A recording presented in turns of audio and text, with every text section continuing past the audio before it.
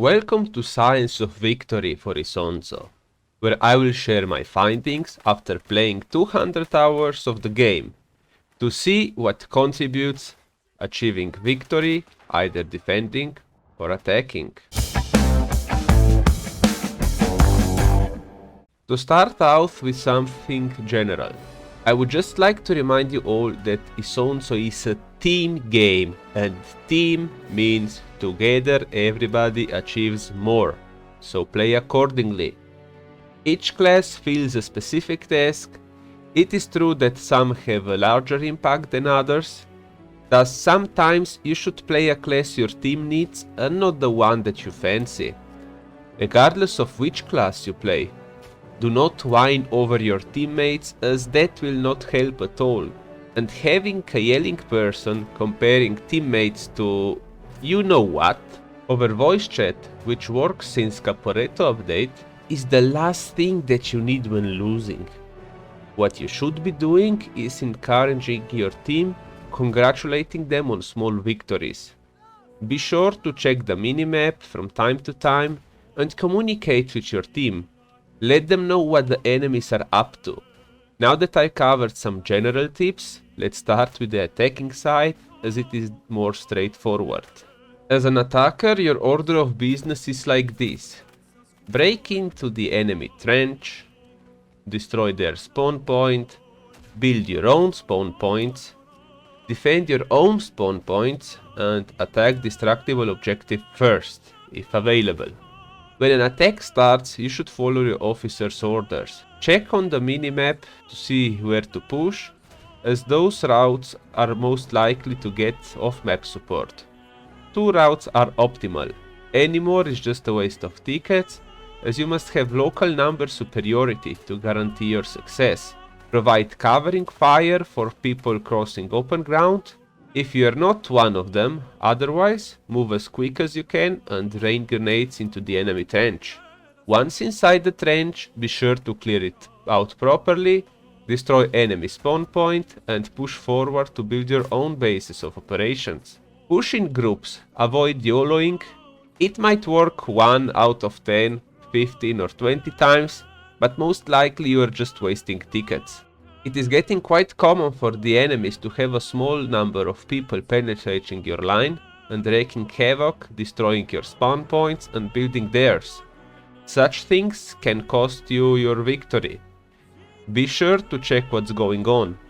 If you see a spawn point having a red circle on a minimap or an exclamation mark underneath, it means that it is being destroyed or that enemies are nearby. The fact that you are spawned further back, it also means enemies are nearby. So you should check and clear them. Sometimes the enemies will keep coming even though you kill them. In that case, there is a person on whom the others spawn, so be thorough when searching. Remember, there is no time limit. Check the minimap to see your officer's orders, but the rule of thumb is to go for the destructible objective first. If there are 2, focus firstly 1. Or in general, have 2/3 to 3/4 of the team pushing the main objective, and the rest should work as a distraction on the other one. If, however, the distraction maneuver allows you to capture or destroy the objective, of course go for it. Some of you might be wondering, why should you always go for the destructible objective? Isn't it just easier to go for the less defended one? Yeah, it is easier, but the enemies cannot rebuild a destroyed objective, while they can recapture a capture zone. Basically, as an attacker, stick together, work with your team, don't waste lives, and you should be fine. To be victorious as a defender is quite more complex. So let's see what you should do as a defender. Firstly, you should cover the whole front. By this I mean that you should spread equally, check minimap to see which parts need more people. Build ammo and grenade crates for your teammates. Engineers should build sandbags, sniper shields to provide additional cover, and barbed wire to block the enemies or to delay them. Warn about and push back any breakthroughs. As soon as you notice it, let your team know. Now it is time to see what you are made of. Counterattack, dislodge the enemies out of the trench. In general, you want to hold the front line as long as possible. Check your officer's orders on the minimap.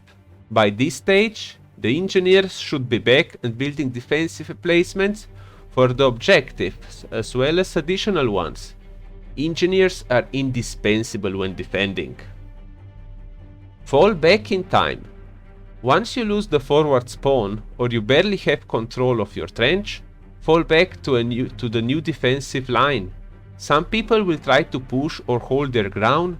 If it is just a few of them, it is alright, but sadly a lot of times you have half of your team or even more engaging with the enemies that spawn there, so you know, maybe a couple of enemies, while most of the enemy force proceeds, flanks you, and they get to the objective, which they successfully destroy or capture.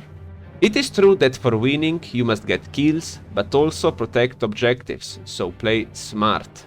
Focus the destructible objective. Most people should defend around the destructible objective.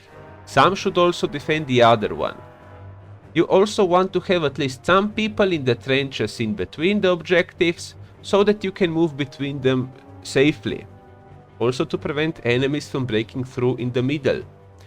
When you start losing the other objective, do not just get there en masse. Sometimes all people run there like they're headless chickens and leave the destructible objective wide open. You can retake the capture zone, but you cannot rebuild the destructible objective. Try to sabotage the enemy efforts. Note that only a small amount of people should do this, preferably assaults or mountaineers. The goal here is to sneak behind enemy lines, destroy their spawn points, build our own.